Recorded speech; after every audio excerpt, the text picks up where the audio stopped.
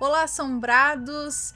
Eu sou a Ana e quero falar para vocês que nós estamos descansando um pouquinho, então nesse final de ano vocês vão ficarem com o canal de cortes aqui, mesmo no Assombrado, mas de um períodozinho vendo aí os relatos do canal de cortes. Aproveita para conhecer o canal também e se inscrever lá. Né? Durante todo o ano nós tivemos relatos ao vivo, durante todos esses anos, e o canal de cortes vem trazer esses relatos que ficaram perdidinhos ali no meio dos ao vivo, trazendo à tona aqui para vocês. Então aproveitem para relembrar alguns relatos, para conhecer alguns que vocês não conheciam, belezinha? E logo mais a gente volta com a nossa programação normal. Beijos para vocês, fiquem com os relatos dos cortes.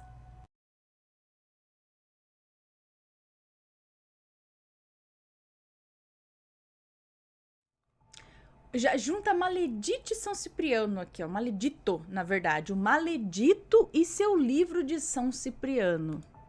Já não bastava ser maledito. Vamos ver.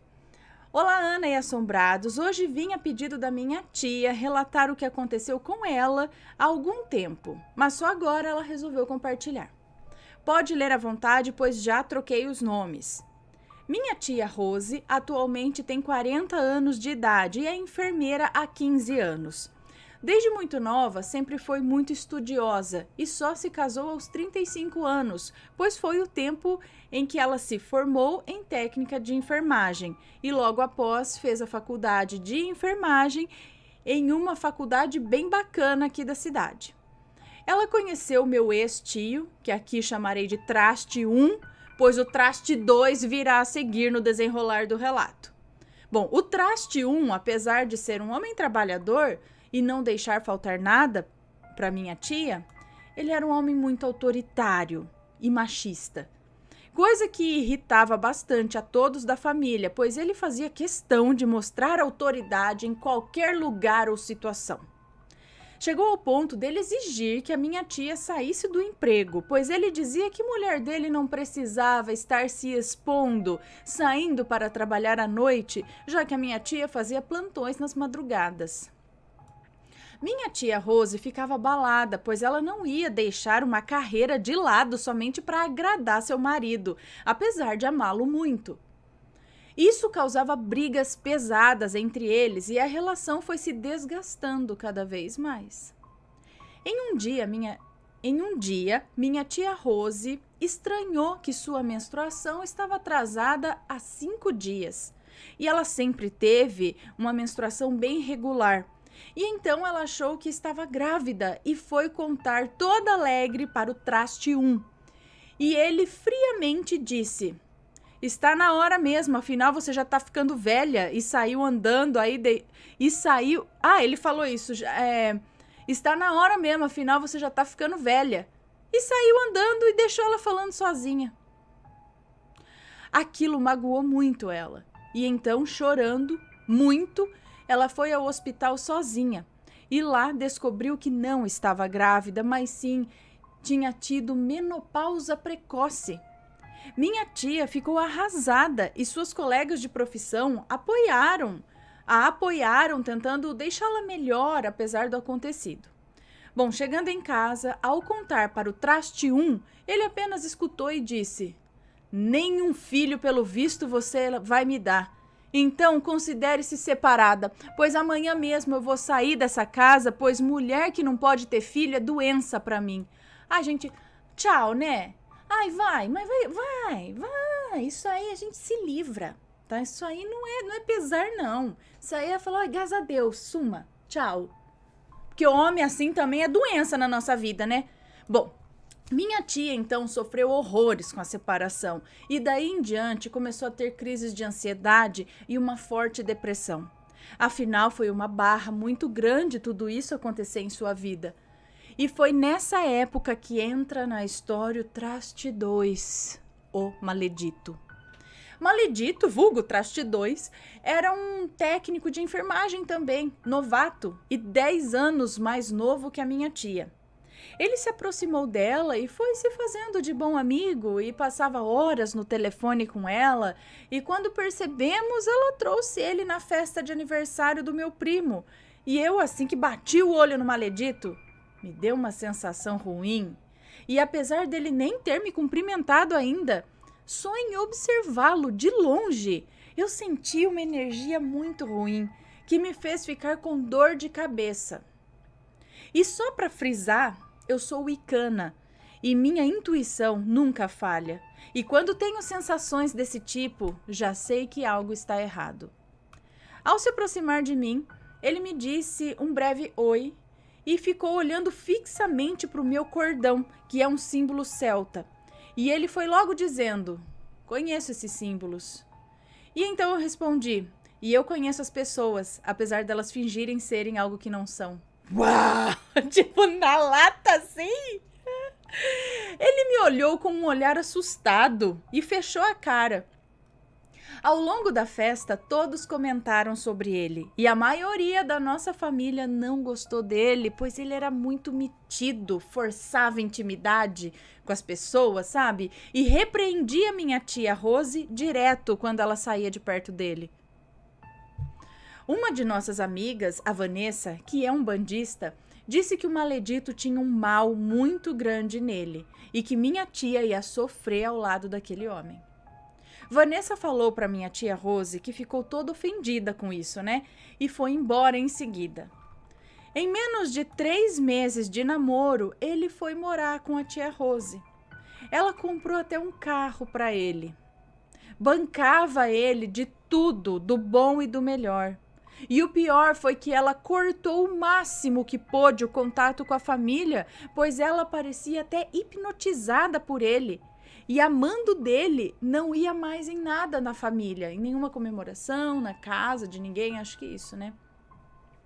Excluiu todas as suas redes sociais, pois ele não a deixava mais ter contato com ninguém. Isso é cárcere privado, né, gente? Isso não é amor.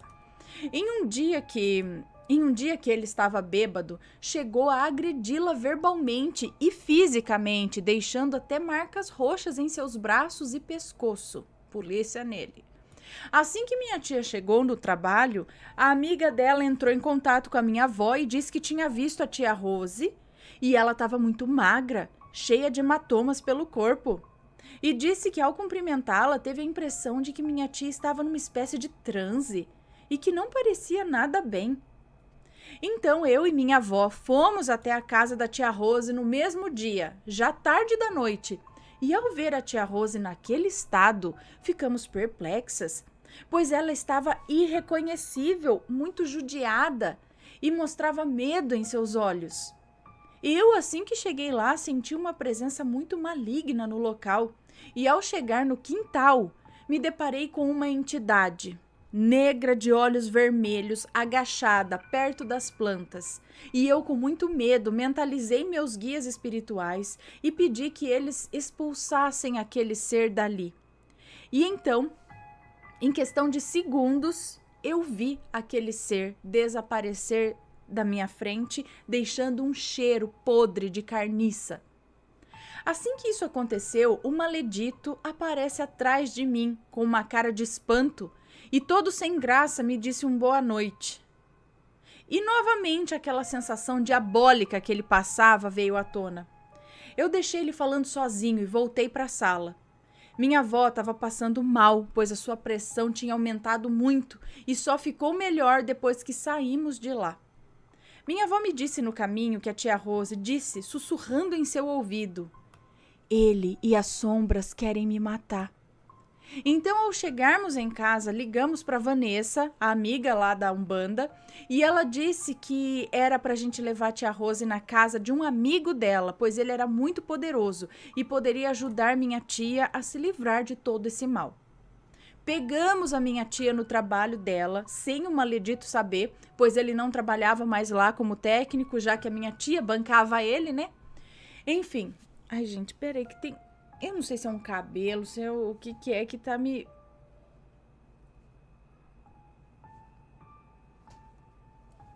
Até de aranha, não sei. Será que tá no óculos? Sabe aquele espelhinho que fica passando na gente? Sei lá. Bom. Continuando. onde estou?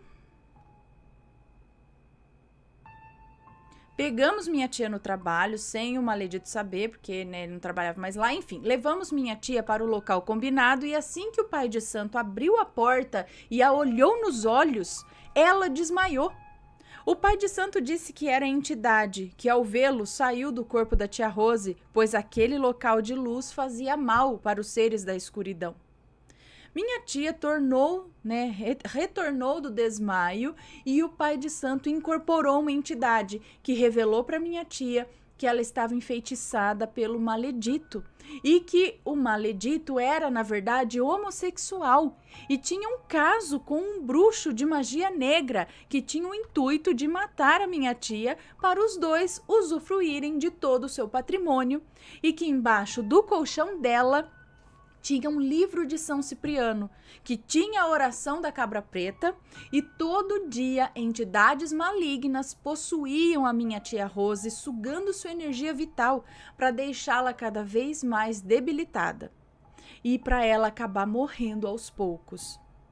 E após a revelação, o pai de santo fez um ritual que levou quase 5 horas, pois as entidades que estavam na vida da minha tia eram entidades pesadas, de alta patente da magia negra. E depois desse ritual, levamos minha tia Rose para nossa casa e lá ela ficou dormindo por horas, como se estivesse de alma lavada e finalmente liberta. O pai de santo fez um ritual de libertação na minha tia e disse que para que ela não voltasse mais para sua casa, ficasse lá na minha avó. E que em 3 dias teríamos que pegar esse livro de São Cipriano do maledito e queimá-lo. E em seguida jogar as cinzas dele em um rio. Então bolamos um plano. Minha tia ligou para o maledito fingindo uma reconciliação, enquanto eu e mais 2 primos íamos na casa do maledito e pegávamos o livro para queimar. E assim foi feito, pois assim que o maledito chegou na minha avó, eu e meus primos queimamos o livro e jogamos as cinzas em um rio e também jogamos água benta na casa. Quando chegamos na minha avó, o maledito tinha passado mal e foi para o hospital, pois tinha tido um AVC. E às 3 da manhã, ele faleceu. Isso que é retorno rápido, hein? Faz 1 ano que isso aconteceu e minha tia faz terapia, pois tudo isso foi muito traumático para ela. Ela mora com a minha avó e está bem, na medida do possível. Está estudando para um concurso da prefeitura e está levando sua vida como dá. Ela disse para eu contar a sua história para alertar as mulheres a não caírem em papo de qualquer um e que por mais carente que você esteja após uma separação, não se envolva tão rapidamente com alguém apenas para não se sentir só, pois isso quase acabou com a vida dela. Um abraço a todos e fiquem com Deus. Um beijo para vocês, muito obrigada, porque esse pessoal de coração ruim, esse pessoal que só quer se aproveitar, eles sabem ler as pessoas. E aí eles vão ver que aquela lá está muito frágil emocionalmente e é ali onde ele vai tentar mexer os pauzinhos, se enfiar e se aproveitar disso, sabe? Então a gente tem que tomar muito cuidado mesmo. Deixa eu anotar aqui. Maledito. Tava fazendo... Lembra que a gente já viu um relato de que ele tava fazendo magia pra... Só que acho que era uma maledite, né? Que ela queria acabar com o cara... Gol do São Paulo, deve ser. E ficar com tudo que era dele. Não é?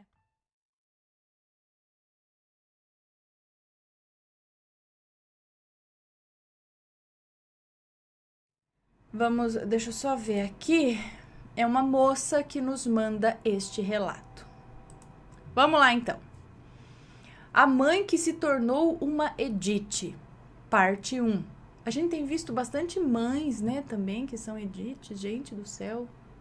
Enfim, a mãe que se tornou Edith, uma Edith, parte 1. A história. Olá, Ana, sou da Paraíba e tenho 21 anos. Todos os nomes estão trocados neste relato, inclusive o meu. Me chamo fulana, tá trocado, mas eu tenho a dificuldade de... Deixa eu ver se tá trocado mesmo. Enfim. Os nomes estão trocados. Me chamo fulana e antes de ir direto ao ponto, preciso explicar. Tá tudo certo? Tá com música, Matheus? Não, né?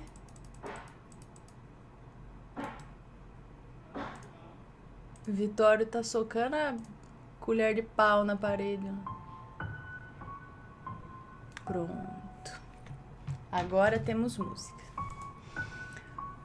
Me chamo fulano e antes de ir direto ao ponto, preciso explicar outras coisas. Meu Deus, o que pisca aqui? Preciso explicar outras coisas antes, para não ficar nenhuma dúvida. E para isso eu vou voltar no tempo em que eu ainda não era nascida. A minha avó, casada com meu avô, e a minha mãe ainda era criança. E já aviso que este relato será muito longo, e por isso vou dividir em 2 partes. Bom, a minha avó, Carmen, tinha 5 filhos ao todo, 2 meninos e 3 meninas. E em uma certa vez que ficou grávida de uma menina, depois que a criança nasceu, com um certo tempo ela ficou doente. E naquela época aqui na Paraíba não se tinha muitos médicos e muito menos a medicina era como hoje em dia, por se tratar de uma cidadezinha pequena. Naquele tempo, as crianças morriam por muito pouco e por doenças que hoje em dia é consideravelmente simples e sem muita gravidade. Toda vez que uma criança morria e passava o enterro com toda a família e amigos caminhando em direção ao cemitério, levando o caixão pequenino, eram chamados de anjinhos. Era tipo aquela cena do filme do Alto da Compadecida. A menininha veio a falecer de infecção intestinal. Hoje sabemos disso. Continuando. Peraí, passou? Toda vez que uma criança morria, passava o enterro com toda... Bom... Continuando, a minha avó tinha uma sobrinha chamada Vitória e ela era uma menina muito danada. Mas não se engane, a vida dela era muito sofrida. A mãe a espancava, xingava. Vitória trabalhava na casa dos outros de empregada para sobreviver. Chegou até a se prostituir porque não tinha o que comer. Começou a se envolver com coisas erradas e bruxaria. Meu avô José era e até hoje é agricultor. Sempre teve seu roçado e plantava vários tipos de frutas para vender na feira ou vendia para fornecedores de empresas e usinas. Ele tinha uma casa ao lado da sua que havia construído para um de seus filhos morarem quando se casassem. A casa estava vazia e muitas vezes Vitória guardava suas estátuas, bebidas, acredito que seriam oferendas ou até mesmo materiais para fazer seus despachos. Quantos anos ela tinha?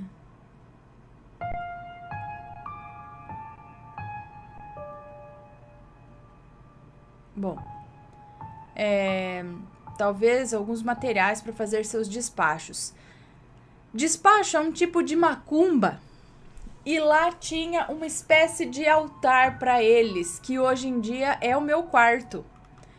Um certo dia, meu avô falou com a minha mãe, Luísa, para ir até essa casa e buscar algo que não me recordo.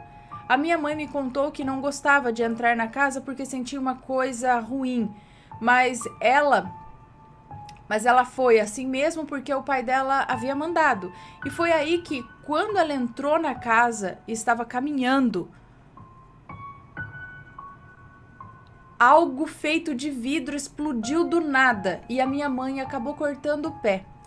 Meu avô imediatamente disse para Vitória tirar as coisas dela de lá e que não queria saber daquilo na casa dele e que ela fosse fazer as coisas erradas dela bem longe dali. E assim ela fez. E foi por todos esses motivos que era tão namoradeira. Até que um dia ela se apaixonou por um homem rico, de boa família e militar ainda por cima. Eles começaram um romance às escondidas. Os pais dele não gostavam dela. Até que um dia ela engravidou e ela contou para ele. E adivinha? Ele não acreditou nela. Disse que ela já havia se deitado com vários homens e que esse filho poderia não ser dele. Então ela decidiu criar o bebê sozinha. Ele foi embora e a deixou. Assim que a menininha nasceu, sim, era uma menininha, ela enfrentou várias dificuldades e decidiu não criá-la, e então a entregou à minha avó. Rebeca era o nome dela, da inocente bebê. E depois que ela estava com 3 anos, a mãe veio buscá-la novamente. E a minha avó, Carmen, resolveu não interferir. Afinal de contas, ela era a mãe e ela não podia separar de sua filha. Certo tempo depois, Carmen teve notícias de que Rebeca já não vivia mais com a sua mãe, e sim com uma tia. E era assim que a pequenina vivia. Vivia como um macaco, pulando de galho em galho, de casa em casa, sendo criada sem uma mãe de verdade. Carmen decidiu criar Rebeca, e apesar de ser de família humilde, ela não ia deixar a menina viver desse jeito. Rebeca passou a chamar a minha avó de mãe, e a sua mãe biológica pelo seu próprio nome, Vitória. Apesar de tudo, ela ia para a escola e era muito preguiçosa para estudar. Tinha irmãos e irmãs agora, e era bem tratada, além de ser a mais nova e a que dava mais trabalho.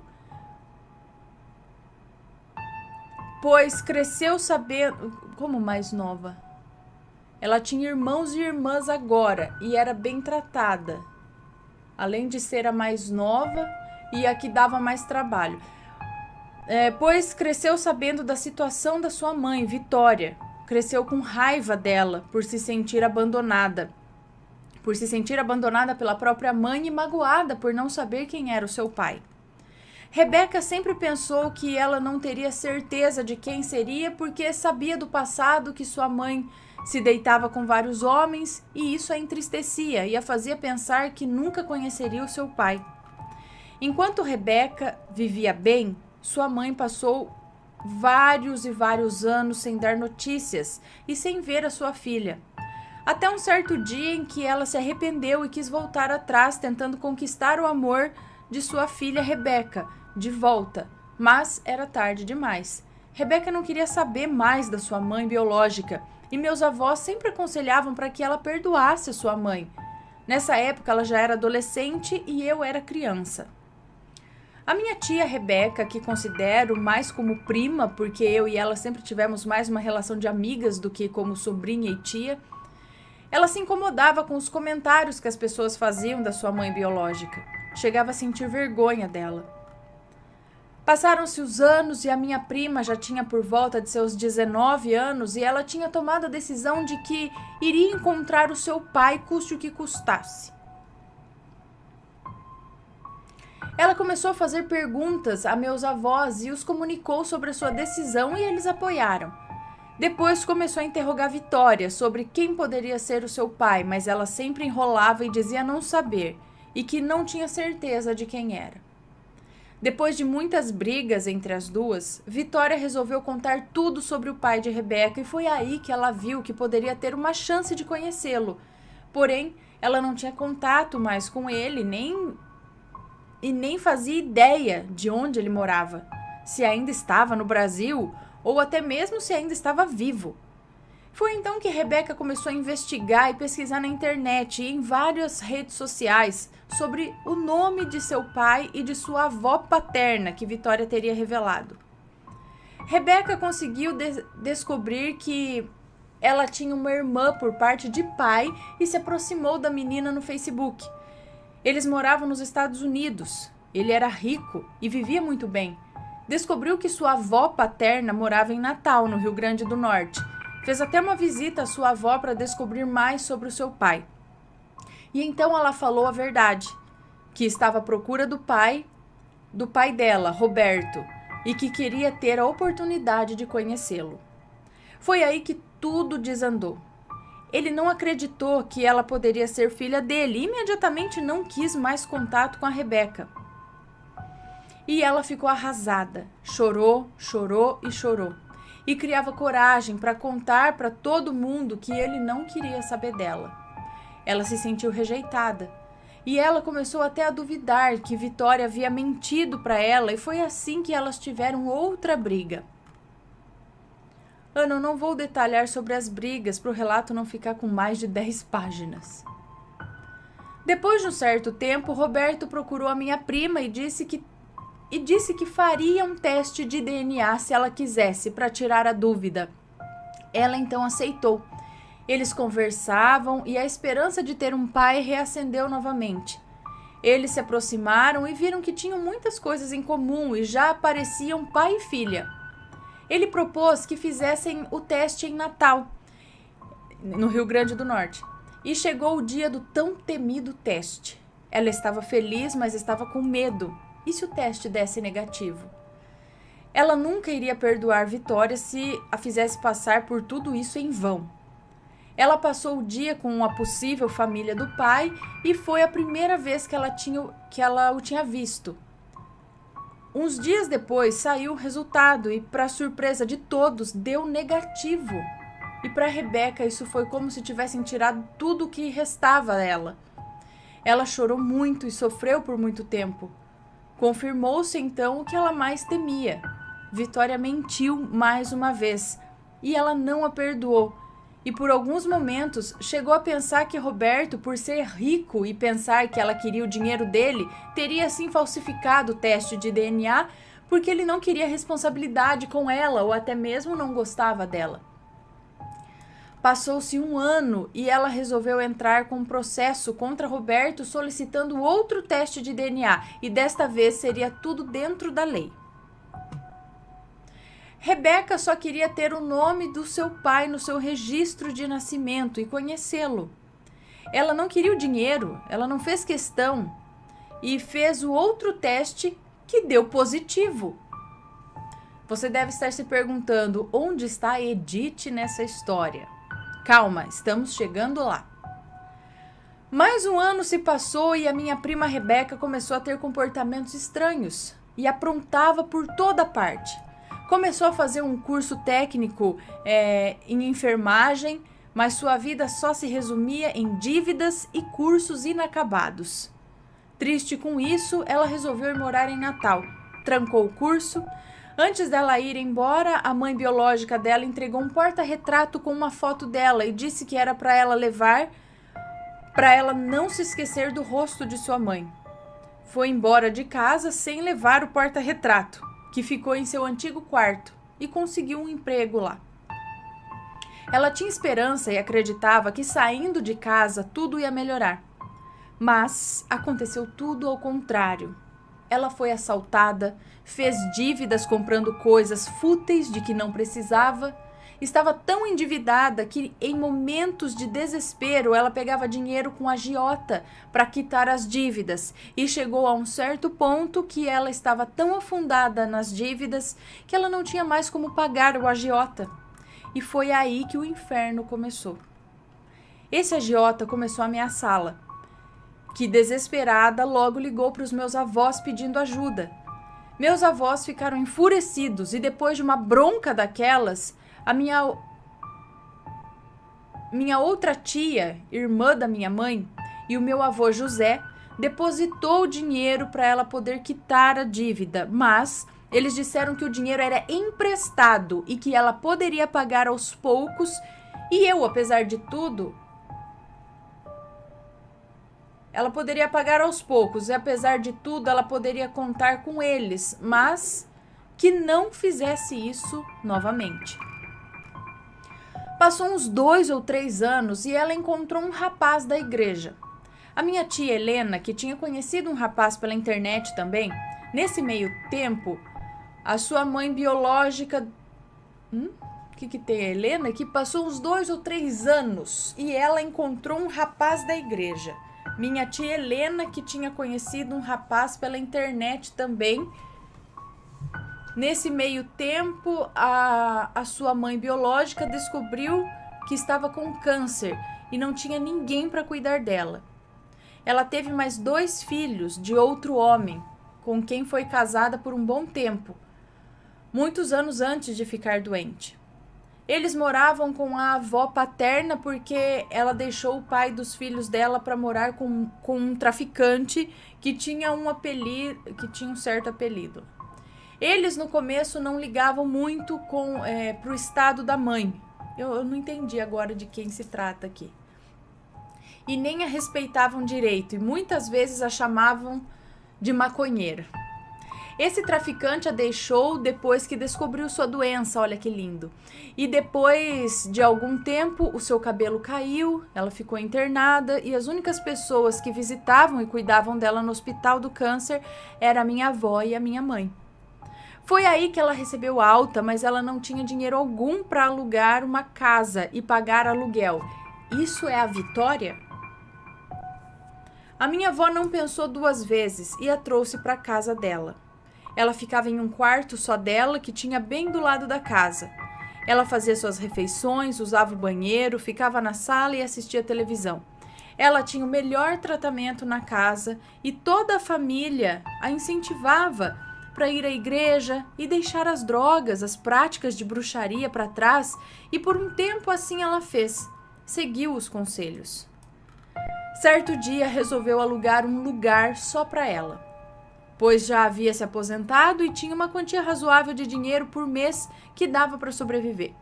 A minha avó perguntou se ela tinha certeza do que ela estava fazendo e ela respondeu que sim. E a minha avó Carmen pediu que ela não saísse da igreja. Então ela foi embora e um tempo depois Rebeca casou. E às vezes vinha visitar a família e também visitava Vitória. Ou ela vinha até a casa de Carmen para poder vê-la. A mãe que se tornou uma Edith, parte 2. A descoberta da Edith. Agora, lembra que falei que a minha tia Helena havia conhecido um rapaz pela internet? Então, ela conversava com ele por SMS, porque nenhum dos dois tinha rede social. Tinha redes sociais. Eles se conheceram por um daqueles serviços que as operadoras fornecem de relacionamento, por incrível que pareça. Como que é isso? As operadoras fornecem um serviço de relacionamento? Enfim, por incrível que pareça, se conheceram por aí. Eles se apaixonaram e tinham um relacionamento à distância. Mandavam fotos por MMS e rapidamente já foram logo falando em casamento e resolveram sim se casar, porque a minha tia já estava com 30 anos. E já não tinha muita esperança de encontrar alguém. Gente, mas 30 anos é jovem, né? Enfim, e não tinha esperança mais de encontrar alguém, então vamos casar. Então começaram os preparativos para o casamento. Ela queria uma cerimônia simples e começou a construir a casa deles. Logo depois comprou alguns móveis, escolheu o vestido e depois ela comprou a passagem dele para poder vir e finalmente se casarem. Chegou o tão esperado dia em que eles iriam se conhecer. Nossa, ela foi de táxi para buscá-lo e ela estava muito feliz por seu sonho de finalmente se casar e ter a sua própria família. O sonho se tornaria real. Quando ela chegou no aeroporto, que o viu, se decepcionou na hora. Ai, meu Deus do céu! Ela não acreditava que a pessoa que ela estava vendo não era a mesma pessoa da foto. Catfish. E foi tomada por uma decepção muito grande. Cara, como assim? Você começa a construir a casa, você prepara o casamento, você não conhece a pessoa pessoalmente. Aí a hora que você preparou tudo isso, tá com casa, aí chega a pessoa e fala: ah, é você? Ah, então eu vou ali e já volto. Ai, meu Deus. Não, a foto era diferente. Ela falou: pessoal, não confiem em foto, tá? Foi tomada por uma decepção muito grande. Ele era bem mais velho que na foto. E ela disse que assim que olhou no rosto dele, ela se sentiu muito mal, pois a foto que ele mandava, ele sempre estava de boné, escondendo um pouco do rosto. Na hora ela não disse nada e também não podia mandar ele de volta, né? Pôr na caixinha, tchau. Então ela o hospedou, mas conversou com toda a família antes sobre o que tinha acontecido e falou que gostava dele como pessoa, mas que não sentia atração por ele como uma mulher sente por um homem. Ana, ele é uma pessoa legal, inseguro e tinha uma vida muito sofrida. Ele é tão vítima quanto a minha tia foi. Você vai entender quando eu contar. Ela, mesmo arrasada, foi conversar com ele. Ele mesmo admitiu seu erro em ter mentido sobre sua aparência. Ele disse que ficou com medo dela não gostar dele. Depois de uns dias, ele foi embora e a minha tia Helena entrou em uma profunda depressão. Ela chorava direto, se sentia mal no trabalho, não dormia à noite, enfim, não tinha mais ânimo para nada. A minha família sempre foi da Igreja Católica e com o tempo eles saíram e agora são evangélicos, mas sempre foram muito religiosos, independente de religião. E a minha tia começou a frequentar a mesma igreja que os meus avós porque ela precisava sentir a presença de Deus. E resolveu pedir ajuda ao pastor da igreja e foi aí que tudo começou. A minha tia Helena começou a piorar.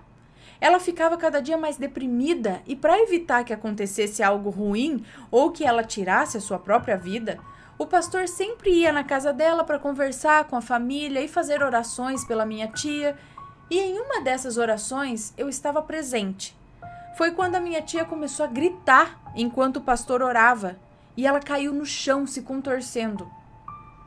E enquanto o pastor tentava deixar ela quieta, ela falava com uma voz estranha que ela tinha vindo porque que ele tinha vindo porque tinham colocado ele lá. Que o trabalho não havia sido para ela, mas que viu uma oportunidade e não iria sair dela. Ela não parava de repetir a palavra morte, morte, estou no coração. E foi então que comecei a dormir junto com ela, pois ela não conseguia dormir sozinha. Ela escutava vozes e sentia o demônio se deitar ao seu lado. Se sentia perseguida na rua e o sentia em suas costas. Ana, óbvio que essas coisas foram descobertas devido às orações que o pastor vinha fazer na casa da minha avó para minha tia. Eu tô resumindo ao máximo e ainda não acabou. Eu sempre esperava minha tia dormir primeiro para assegurar que ela não iria fazer nada de errado. E ao mesmo tempo era muito cansativo para mim, porque eu havia começado o meu curso de computação na universidade. Eu sempre tinha que acordar cedo, a universidade era em outra cidade. Muitas vezes, confesso, eu não queria dormir com ela porque sempre sentia algo ruim no quarto dela e no banheiro. Eu sentia muita dor nas costas por causa da cama dela e foi nessa noite que uma coisa não muito agradável para mim aconteceu. Eu lembro que eu estava deitada do lado dela na mesma cama. Ela estava na minha frente e ela então adormeceu e eu fiquei tranquila para pegar no sono. Quando estava quase adormecendo, eu escutei uma voz de homem grave em meu ouvido, dizendo: "Ei, psiu, acorda!" E em seguida uma risada macabra. Na mesma hora eu me arrepiei toda e comecei a rezar e pedir a Deus que aquilo se afastasse. Eu não conseguia abrir o olho e ali mesmo eu fiquei rezando também a oração de São Bento. A cruz sagrada seja minha luz, não seja o dragão meu guia, retire-te, Satanás, nunca me aconselhes coisas vãs, é mal o que tu me ofereces, bebe tu mesmo do teu próprio veneno. Fiquei toda encolhida e enrolada dos pés à cabeça com o lençol, rezando sem parar e aquilo foi embora após ter tocado o meu pé. E em seguida adormeci em um sono bem profundo. Um certo dia, minha outra tia Bernadette, que já é casada e tem 4 filhos, teve a famosa paralisia do sono. Ela contou que estava em seu quarto quando ela simplesmente caiu na cama, dura, sem conseguir se mexer. Foi quando ela teve uma visão de que tinha uma mulher no rio fazendo macumba. E em seguida viu um porta-retrato. E ela escutava o demônio gritar. E ela gritava o seguinte. Ela escutava o demônio gritar e ele gritava o seguinte: "Eu não queria falar, mas tá queimando. Ele me obrigou a falar. Ele me deu uma ordem." O ele em que o demônio se refere a Deus. No dia seguinte, ela não pensou 2 vezes e foi contar para nós o que tinha acontecido. E enquanto ela contava, a minha mãe estava na cozinha e disse que tinha escutado algo cair. Algo pequeno, mas não deu muita importância. Depois de alguns dias, outra vez a minha tia Bernadette viu o próprio capeta em pessoa. Ela tinha ido na cozinha beber água quando ela viu a coisa mais horrenda na porta do banheiro dela. E ele falou: por que você está se metendo onde não é chamada? Se interferir mais uma vez, eu acabo com o seu casamento e com a sua família. Ana, ela falou com o capeta e o repreendeu. Ela não conseguiu dormir essa noite. Foi assim que nós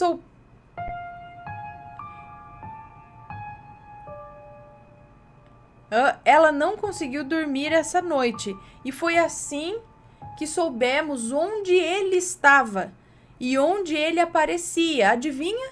Sim, no banheiro da casa da minha avó. Chamamos o pastor para fazer uma oração na casa. Ele chegou, era por volta das 7 da noite e só saiu de lá às 2 da madrugada, fazendo o exorcismo da minha tia. No fim, o demônio saiu do corpo dela, mas o tal objeto ainda não tinha sido queimado. No meio dessa confusão toda, descobrimos que quem tinha feito a tal macumba teria sido Vitória, mas ela não tinha feito para minha tia, e sim para a Rebeca, para a própria filha. Ela fez uma magia para ela não ser feliz e não casar. Ela tinha raiva da minha família porque nós sempre limpávamos o banheiro depois que ela usava. Ela pensava que nós tínhamos preconceito ou nojo e medo de pegar a mesma doença dela. Ana, nós não tínhamos nojo ou medo de pegar câncer. Eram recomendações médicas. O médico disse que teríamos que limpar a casa regularmente por causa dos germes que poderiam fazer mal a nós e a ela, que trazia do hospital, já que tinha uma rotina de ida e volta, no hospital muito grande. O porta-retrato que ela deu para Rebeca era para ela ter levado para Natal, e como ela não tinha levado e a minha tia era a mais frágil, o demônio se aproveitou da situação e por isso ele ficava no banheiro, por ela sentir ódio da limpeza que fazíamos no banheiro. Desde então passamos a procurar esse porta-retrato por todos os lados e quem achou foi a minha mãe. Ela lembrou do dia em que a minha tia Bernadette havia contado sobre a paralisia do sono que teve e lembrou que havia escutado um objeto cair no quarto antigo da Rebeca. Assim que ela entrou no quarto, estava em cima de um guarda-roupa pequeno. O porta-retrato tinha uma foto da Vitória e a minha mãe disse que a foto estava feia, com umas sombras no rosto da Vitória. A minha mãe decidiu quebrar e queimar. E desde então decidimos que não deixaríamos Vitória sozinha dentro de casa quando ela viesse nos visitar. A minha tia ainda passou uns dias sem dormir sozinha, mas hoje ela não sofre mais de depressão e vivemos bem. Já a Vitória melhorava e piorava da doença. Ela voltou a usar drogas, morar com o traficante, até que um dia ficou internada de vez.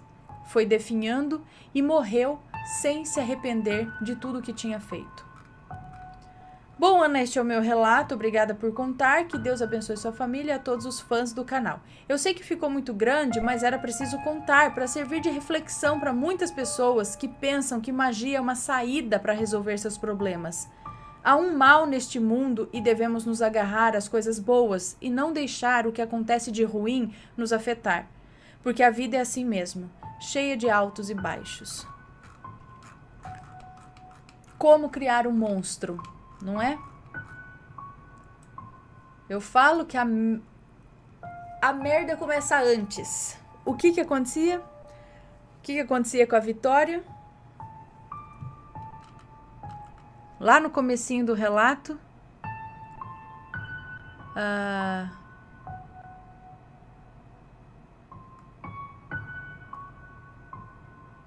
a minha avó tinha uma sobrinha chamada Vitória, que era muito danada, mas não se engane, a vida dela era muito sofrida. A mãe a espancava, a xingava. E a Vitória tinha que trabalhar na casa dos outros como empregada, tudo bem, mas é ainda jovem, acredito. Ela não fala as idades aqui, para sobreviver. E ela até aí tudo bem, mas chegou até a se prostituir porque não tinha o que comer. A mãe espancava, a mãe xingava e assim se cria um monstro.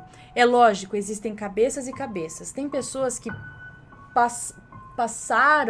passariam ou, né, passam por isso e consegue virar para um outro lado e falar, eu nunca vou fazer isso na minha vida, eu quero ser uma pessoa totalmente diferente disso que né, da minha mãe ou do meu pai, e consegue levar uma vida totalmente diferente, com foco diferente e consegue ser melhor, com dificuldade, mas consegue.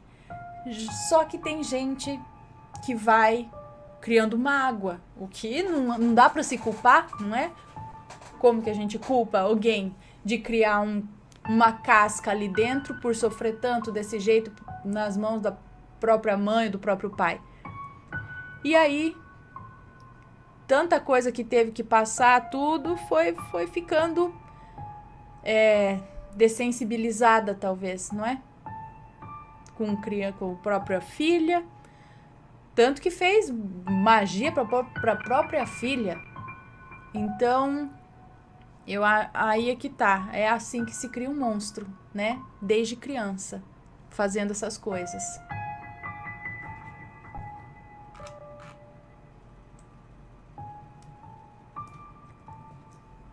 Se você não pretende dar carinho ao seu filho, dê o filho para outra pessoa que vai dar carinho, não é?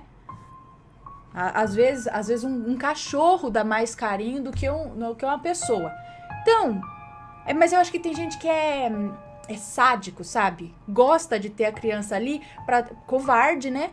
Porque não consegue fazer com outra pessoa, porque vai tomar, então faz com a criança. Aí bate, aí leva de saco de pancada, xinga, desconta tudo ali na criança. Mas faz isso por gosto, acho. Porque se você não tá contente, olha, dá pra outra pessoa criar. É melhor do que ficar ali acabando com a vida da pessoa. Porque isso dá trauma pra vida inteira, viu, gente? Enfim. Tudo à volta também, não é? Tudo que vai e volta. A gente colhe o que a gente planta.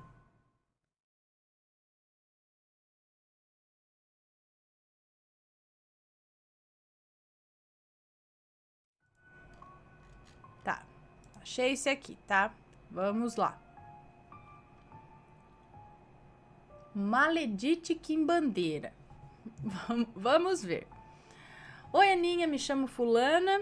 Adoro o canal, vejo todos os vídeos e tenho um relato para vocês. Um super beijo para você e para a família. Caso haja nomes, estarão trocados. Maledite Quimbandeira. Fiz faculdade em uma renomada escola de arquitetura. No 4º ano, prestei concurso para fazer estágio em urbanismo na prefeitura dessa tal cidade e passei.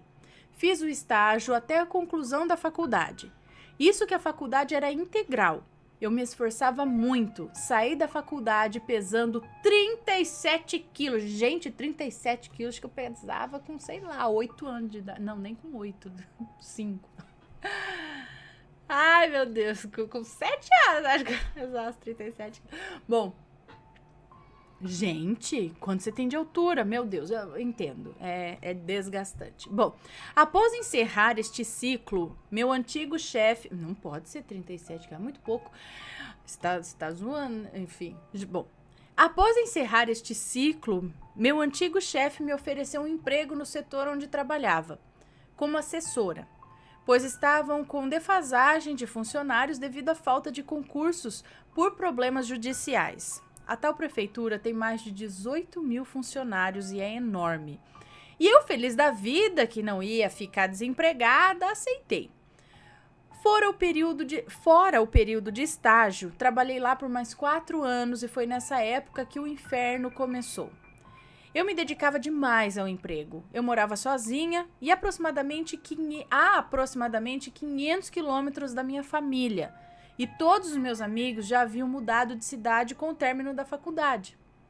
No emprego, depois de 1 ano aproximadamente, conheci um rapaz que trabalhava lá também, um pouco mais velho. Ele me mandou um bilhetinho com o número de telefone dele. e pediu para ligar caso estivesse interessada nele também. E eu liguei e começamos a nossa história. Confesso que não o amava, mas tinha um carinho. Éramos muito unidos e ele meio que curava a minha solidão. Eu não sabia, mas havia uma mulher bem mais velha, a Maledite, que gostava dele há muitos anos, só que ele nunca a quis. Bom, o tempo foi passando e as coisas esquisitas começaram a acontecer. Um dia, a secretária, que não é a Maledite, por sinal é evangélica, disse que tinha sonhado comigo. Falou que no sonho me via muito triste e com pessoas de túnica branca em volta de mim, rezando. Confesso que eu fiquei assustada, mas não demonstrei. Acredito nessas coisas, pois minha família toda é kardecista. Eu sabia que a Maledite não gostava de mim, pois ela não me cumprimentava de manhã quando dava bom dia. Dava para ver em seu olhar o ódio que nutria, mas não sabia da capacidade dela de fazer maldade com os outros.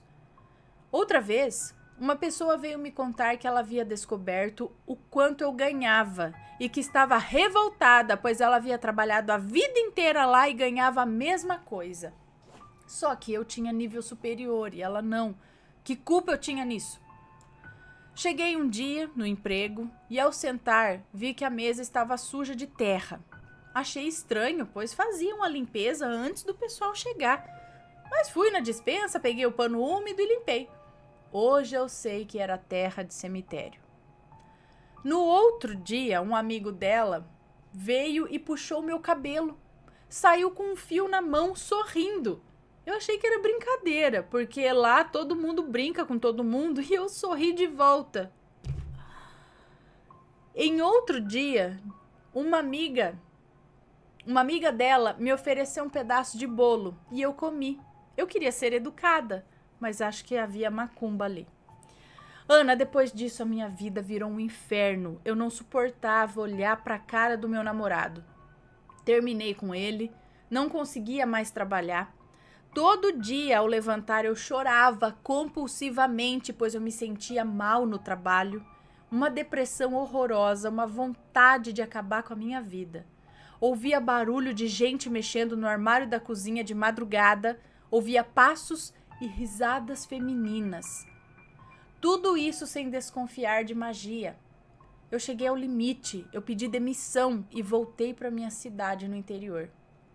Anos se passaram. E mesmo morando no interior e frequentando o centro kardecista, as coisas ruins continuaram a acontecer. Tinha síndrome do pânico, insônia, eu via vultos pretos andando pela casa, estalos fortes no telhado, tinha desejos suicidas, vivia doente e sem energia para nada. Não arrumava emprego, me via deformada no espelho. Sofri uma queimadura no rosto, um caos só. Ana, um dia comecei a ter uma dor de cabeça fortíssima. Uma dor que eu não conseguia ficar em pé. Parecia que estavam enfiando uma faca.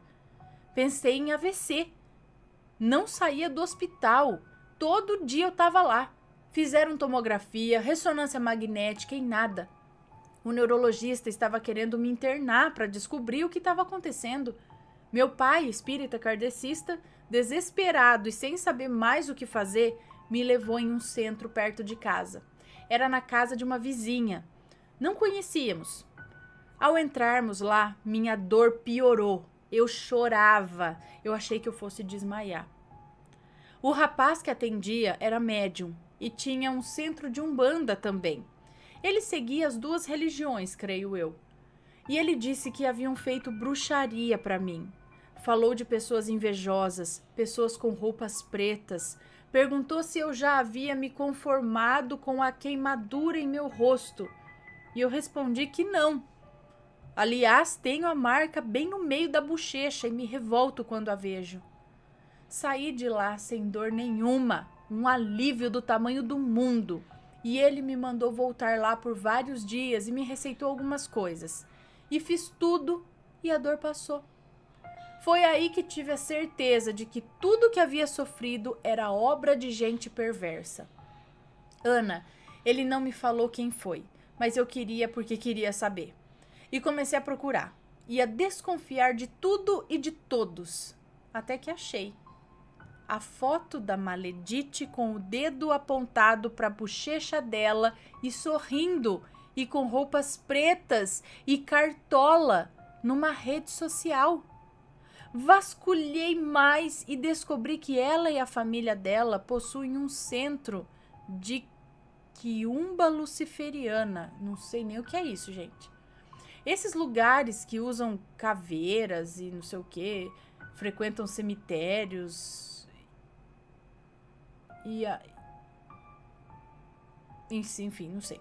Ana, a casa caiu. Essa mulher me persegue e atrapalha a minha vida há tantos anos, sem ao menos me conhecer. Eu nunca tive uma conversa com ela.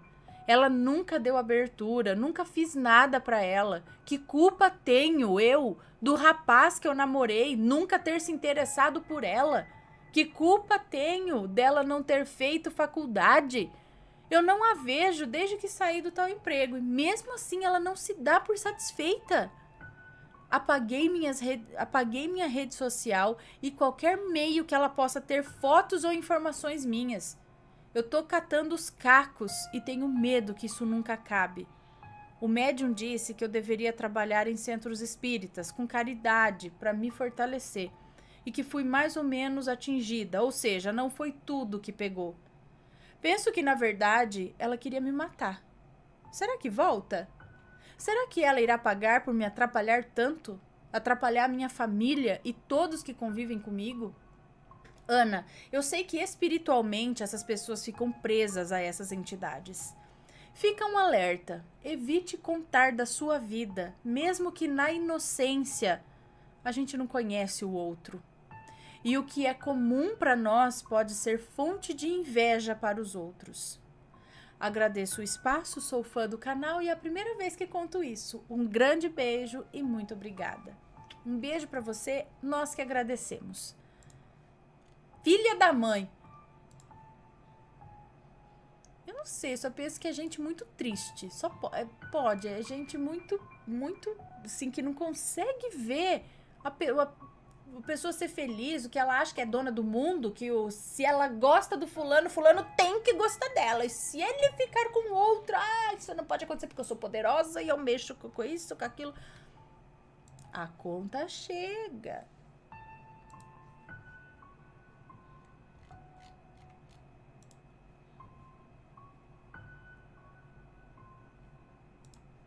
Credo.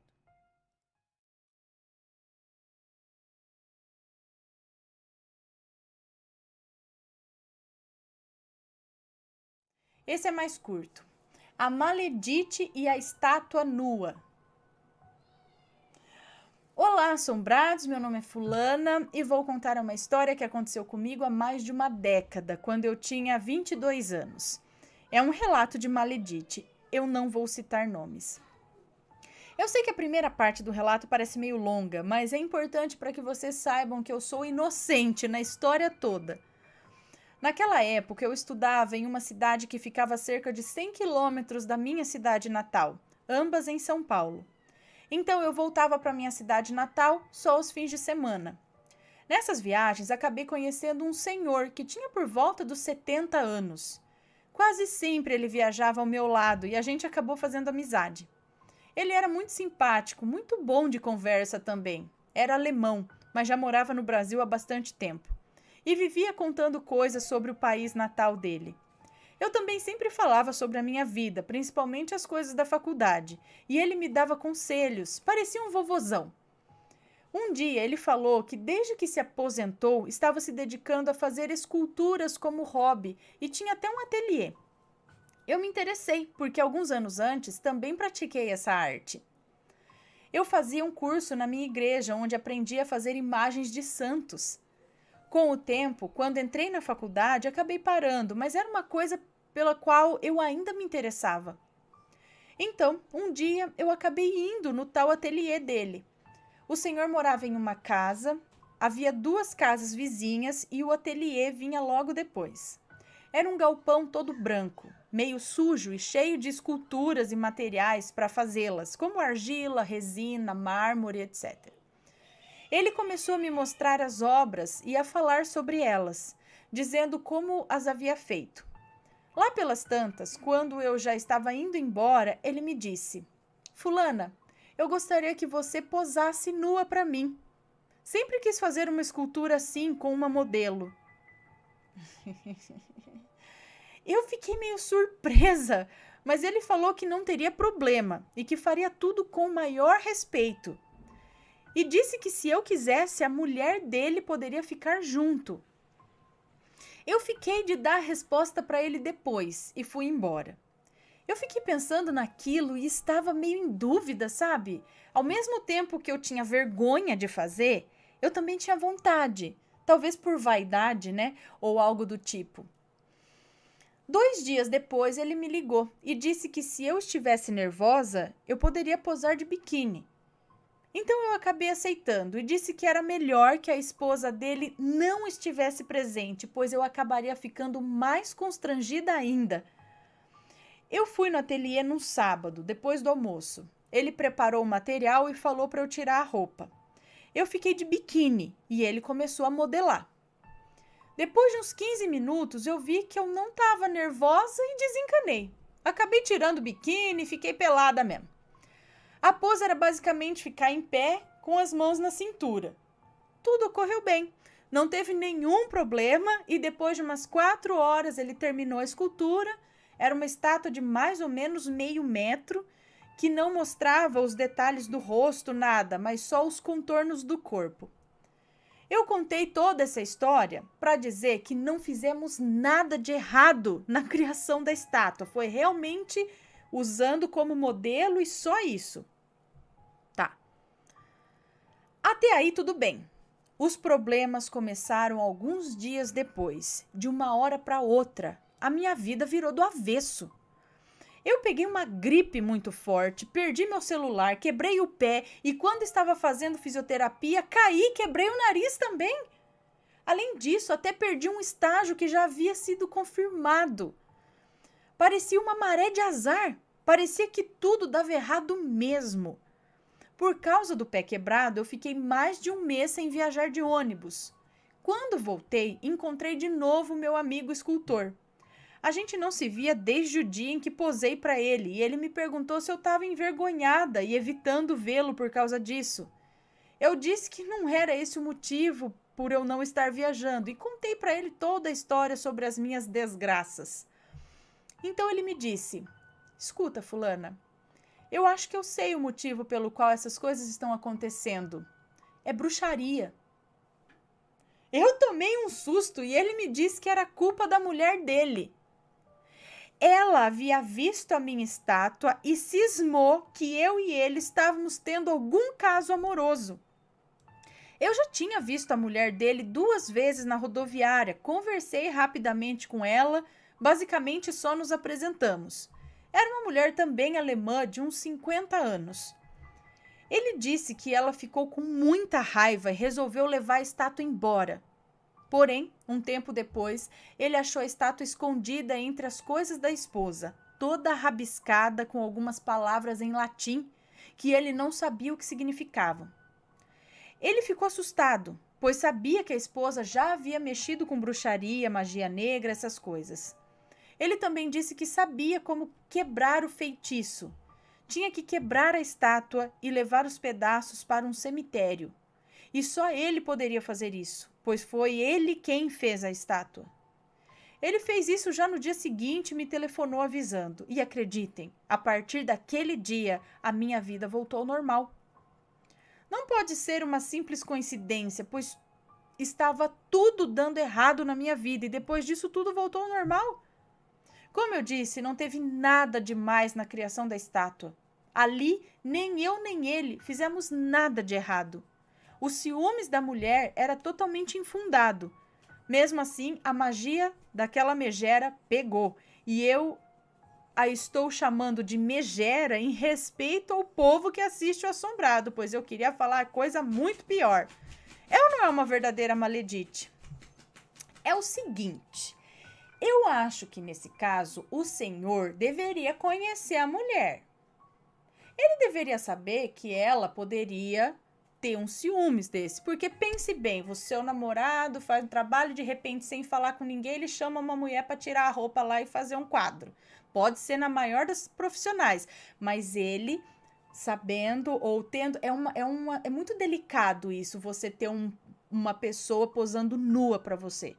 Principalmente, né, sendo de outro sexo e não sei o quê. Eu acho que ele deveria ter comunicado à esposa.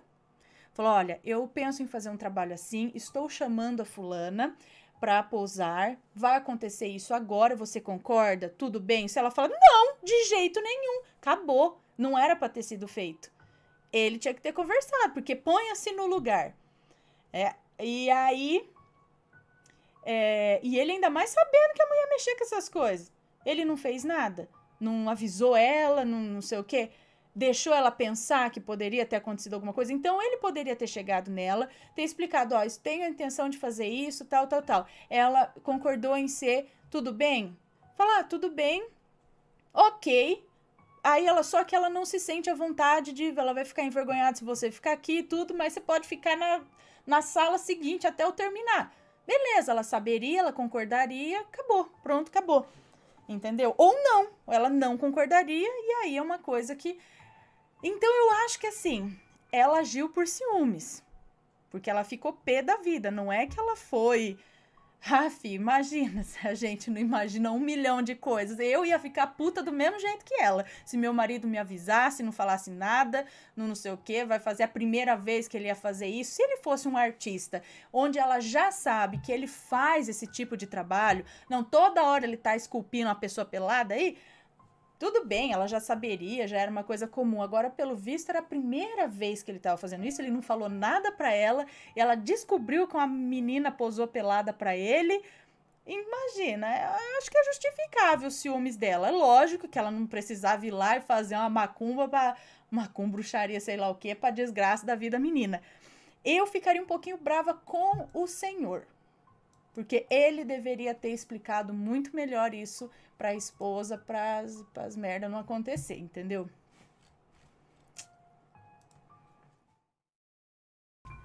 E aí, curtiram os relatos? Espero que tenham curtido. Não se esqueçam de fazer uma visitinha lá ao canal de cortes, se inscreve lá também. Você pode acompanhar relatos aí antigos do canal, relembrar relatos.